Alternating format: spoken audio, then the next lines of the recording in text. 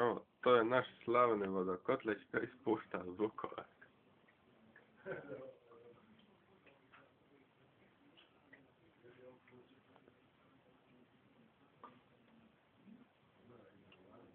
No.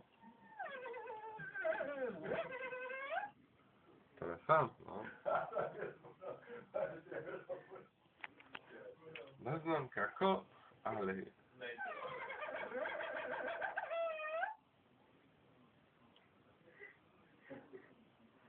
Čudno.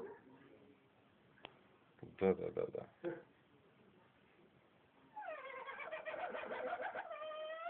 Kako glupo, ono ima osjećaj da mi se smije, ono.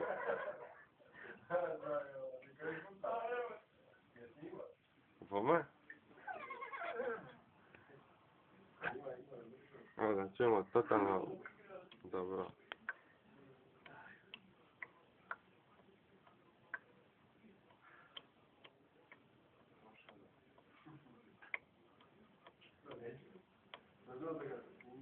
Moć.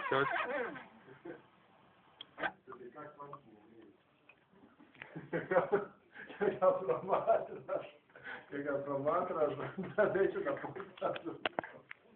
Čo? Kad ga promatraš, neću da pušta zvukove. Čo, kad oni... Možda ima i to, no. To je. Ajde ćemo mikro, ajde.